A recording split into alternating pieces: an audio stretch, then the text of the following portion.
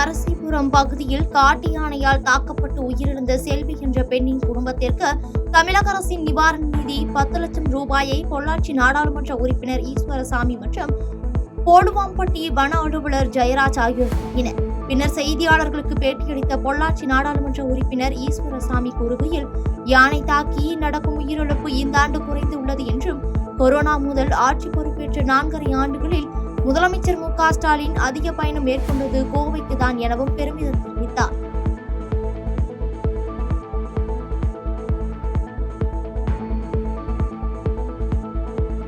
கோவை மாவட்டம் அரசூர் பகுதியில் உள்ள தனியார் பொறியியல் கல்லூரியில் உலக மனநல தினத்தை முன்னிட்டு கலா புக் ஆஃப் ரெக்கார்ட்ஸ் மற்றும் மருத்துவ உளவியல் நிபுணர்களான பாபு ரங்கராஜன் மற்றும் ரோஜா ரமணி மன அழுத்த மேலாண்மை, உணர்ச்சி நுண்ணறிவு, நேர்மறை மனநிலை, உளவியல் நலவாழ்வு உள்ளிட்ட 13 முக்கிய தலைப்புகளில் மாணவர்களுக்கு 24 மணி நேர பயிற்சி இடைவிடாமல் வழங்கும் சாதனை நிகழ்வு நடைபெற்றது.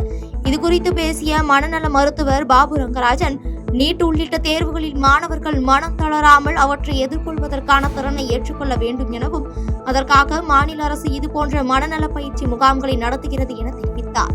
அந்த மென்டல் ஹெல்த் டே அந்த மென்டல் ஹெல்த் அவேர்னஸ் கிரியேட் பண்றதுக்காக ஒரு நாளை உருவாக்கியிருக்காங்க. இதை நாங்க நம்ம கேபிஆர் கல்லூரி, இந்த கேபிஆர் இன்ஸ்டியூட் ஆஃப் இன்ஜினியரிங் டெக்னாலஜில 25 மணி நேரம் தொடர்ந்து மென்டல் ஹெல்த்துக்கான ட்ரைனிங் ப்ரோக்ராம் நாங்கள் பண்ணிட்டு இருக்கோம்.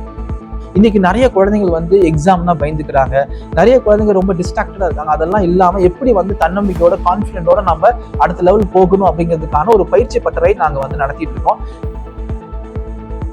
தேனி மாவட்டம் கும்பக்கரை அருவியின் நீர்பிடிப்பு பகுதிகளில் பெய்த கனமழையால் நீர்வரத்து அதிகரித்து வெள்ளப்பெருக்கு ஏற்பட்டது. இதனால் சுற்றுலா பயணிகளின் பாதுகாப்பு கருதி தேவதானப்பட்டி வனத்துறையினர் அருவியில் குளிக்க தடை விதித்தனர்.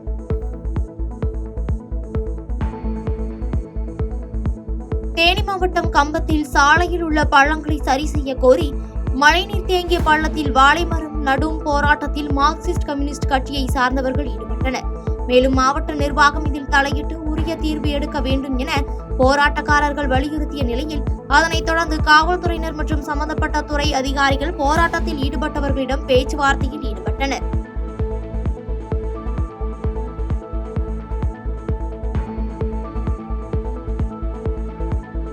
சேலம் மாவட்டம் ஓமலூர் அருகே விவசாயி சேட்டு என்பவருக்கு சொந்தமான ஆடுகளை மர்ம விலங்கு கடித்ததில் 2 ஆடுகள் உயிரிழந்து 5ற்கும் மேற்பட்ட ஆடுகள் படுகாயமடைந்தன.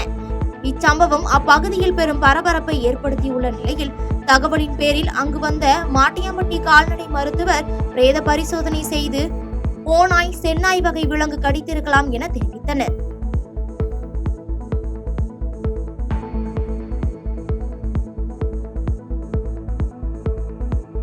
தூத்துக்குடியைச் சேர்ந்த முத்துச்செல்வன் என்பவர் நடுரோட்டில் ஒரு பெண்ணிடம் தகராறில் ஈடுபட்டது மட்டுமின்றி போக்குவரத்து காவலர்களுடன் வாக்குவாதத்தில் ஈடுபட்டதாக கைது செய்யப்பட்டு சிறையில் அடைக்கப்பட்டார். இந்நிலையில் இவருக்கு உடல்நிலை சரியில்லை என்று கூறி மருத்துவமனையில் சிகிச்சைக்காக அனுமதிக்கப்பட்ட போது அங்கிருந்து தப்பிச் சென்ற நிலையில் பாளையங்கோட்டையில் விஷமருந்தி கிடந்த இவரை மீட்டு மருத்துவமனையில் போலீசார் சிகிச்சைக்காக அனுமதித்துள்ளனர்.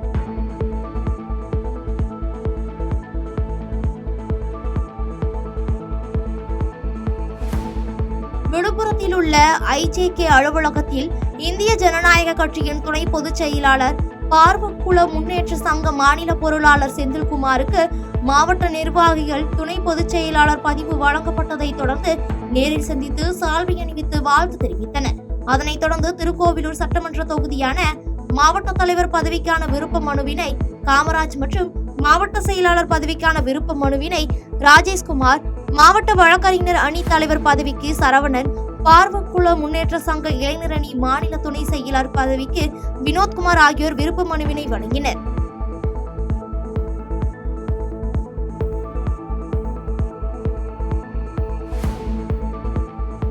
நீலகிரி மாவட்டத்தில் வசிக்கும் தோடர் பழங்குடியினர் மக்கள் வளர்க்கும் எருமைகள் கூட்டமாக உதகை பகுதியில் முக்கிய சாலைகளில் அணிவகுத்தவாறு சாலைகளில் நடந்து செல்வதாலும், உதகை காப்பியோ சதுக்கம் பகுதியில் பாதுகாப்புக்காக வைக்கப்பட்டுள்ள பேரிகார்டுகளுக்குள் எருமைகள் கூட்டமாக முகாமிட்டதாலும் கடும் போக்குவரத்து நெரிசல் ஏற்படுவதோடு சுற்றுலா பயணிகள் மற்றும் வாகன ஓட்டிகள் அவதிக்குள்ளாகி வருகின்றனர். இதனால் நகராட்சி நிர்வாகம் போக்குவரத்துக்கு இடையூறாக நகரில் சுற்றி திரியும் எருமைகளை கட்டுப்படுத்த நடவடிக்கை எடுக்க வேண்டும் என பொதுமக்கள் கோரிக்கை விடுத்துள்ளனர்.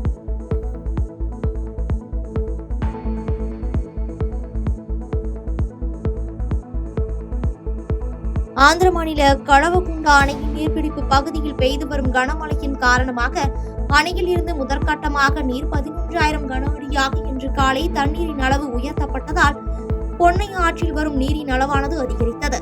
இதனால் பொன்னை ஆற்றின் கரையோர கிராமங்களில் வசிக்கும் பொதுமக்கள் யாரும் வெள்ள நீர் செல்லும் பொன்னை ஆற்றில் இறங்கவோ ஆற்றினை கடக்கவோ குளிக்கவோ வேண்டாம் என வேலூர் மாவட்ட ஆட்சியர் பொதுமக்களுக்கு அறிவுறுத்தியுள்ளார்.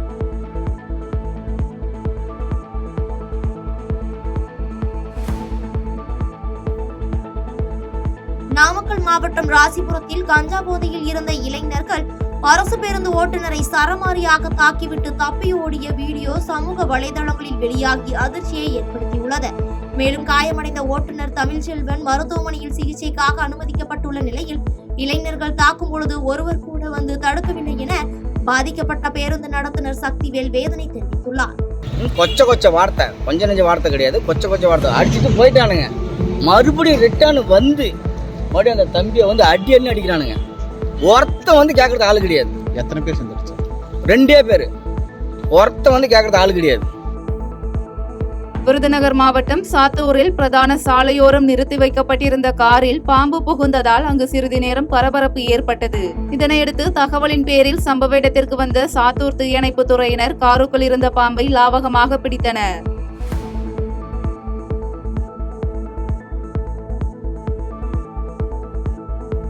மயிலாடுதுறை மாவட்டம் குத்தாலத்தில் புதிய அங்கன்வாடி கட்டடம், நவீன பயணியர் நிழற்குடை ஆகியவற்றை சட்டமன்ற உறுப்பினர் ராஜ்குமார் பொதுமக்கள் பயன்பாட்டிற்காக திறந்து வைத்தார். தொடர்ந்து தேரடி பகுதியில் புதிதாக கட்டப்பட்டு வரும் இண்டோர் ஸ்டேடியத்தை நேரில் பார்வையிட்ட சட்டமன்ற உறுப்பினர் ராஜ்குமார் பின்னர் பொதுமக்களிடம் குறைகள் குறித்து கேட்டறிந்தார்.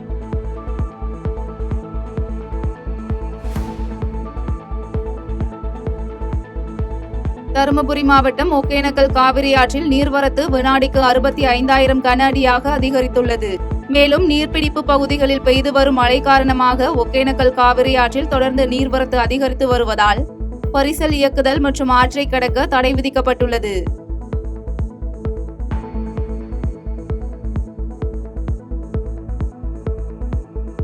சென்னை மணலியில் மாநகராட்சி மற்றும் தமிழ்நாடு தீயணைப்பு துறை சார்பில் வடகிழக்கு பருவமழை குறித்த பாதுகாப்பு ஒத்திகை நிகழ்ச்சி நடைபெற்றது. இந்த ஒத்திகை நிகழ்ச்சியில் மழை வெள்ள காலங்களில் பொதுமக்கள் எவ்வாறு பாதுகாப்பாக இருக்க வேண்டும் எனவும் ஆபத்து காலங்களில் அரசு துறை சார்ந்த அதிகாரிகள் எவ்வாறு செயல்படுவார்கள் என்பது குறித்தும் தீயணைப்பு துறை வீரர்கள் செயல்முறை விளக்கமாக செய்து காண்பித்தனர். காசு கொடுத்து வாங்க வேண்டிய அவசியமே கிடையாது. கிட்டத்தட்ட ஒரு 10-15 வாட்டர் பாட்டில் இருந்தால் போதும். இதை ஒரு ரிங்கு மாதிரி யூஸ் பண்ணலாம். இது வந்து ஒரு ஆர்டிஃபிஷியலாக நம்மளே உருவாக்கின ஒரு லைஃப் பாய். இதுக்கு ஒரு டிஃபரன்ஸும் கிடையாது. எடுங்க, தீயணைப்பு துறையில் பயன்படுத்தக்கூடிய இந்த லைஃப் பாய்க்கும் பொதுமக்கள் வேஸ்டா தூக்கி இருக்கக்கூடிய அந்த இம்ப்ரவைஸ் மெட்டீரியலை வச்சு ரெடி பண்ணக்கூடிய லைஃப் பாய்க்கும் பெரிய வித்தியாசம் கிடையாது. சென்னை மணலி மண்டல அலுவலகத்தில் குழு தலைவர் ஏவி ஆறுமுகம் தலைமையில் மழைக்கால முன்னெச்சரிக்கை பணிகள் குறித்த ஆலோசனை கூட்டம் நடைபெற்றது. இந்த கூட்டத்தில் சட்டமன்ற உறுப்பினர்கள் KP சங்கர், துரை சந்திரசேகர், மண்டல அதிகாரி தெய்வேந்திரன் மற்றும் கவுன்சிலர்கள் நந்தினி, ராஜேந்திரன், ஜெய்சங்கர், தீர்த்தி, காசிநாதன், ஸ்ரீதரன் ஆகியோர் கலந்து கொண்டு மழைக்காலத்தில் மேற்கொள்ள வேண்டிய நடவடிக்கைகள் குறித்து ஆலோசனைகள் செய்தனர்.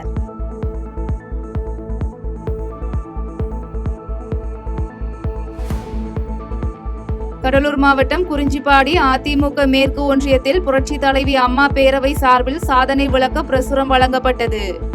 பேரவையின் மாவட்ட செயலாளர் வழக்கறிஞர் ராஜசேகர் தலைமையில் நடைபெற்ற இந்நிகழ்ச்சியில் கழக அமைப்பு செயலாளரும் அதிமுக தெற்கு மாவட்ட செயலாளருமான சொரத்தூர் ராஜேந்திரன் கலந்து கொண்டு பிரசுரம் வழங்கினார்.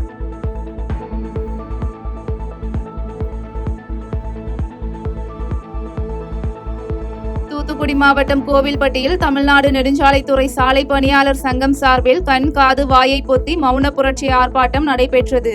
இந்த ஆர்ப்பாட்டத்தில் 41 மாத பணி நீக்க காலத்தை சென்னை உயர்நீதிமன்ற ஆணையின்படி பணிக்காலமாக முறைப்படுத்துதல், மாநில நெடுஞ்சாலை ஆணையத்தை கலைத்துவிட்டு நெடுஞ்சாலை பராமரிப்பு பணியை அரசே ஏற்று நடத்துதல் உள்ளிட்ட கோரிக்கைகள் முன்னிறுத்தப்பட்டது.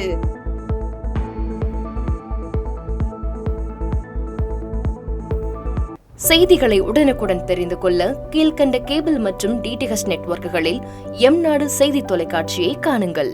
பாதகம் செய்பவரை கண்டால் நாம் பயம் கொள்ளலாகாது பாப்பா. மோதி மிதித்து விடு பாப்பா, அவர் முகத்தில் உமிழ்ந்து விடு பாப்பா. அண்மை செய்திகளை உடனுக்குடன் தெரிந்து கொள்ள இணைந்திருங்கள் எம் நாடு தொலைக்காட்சியுடன்.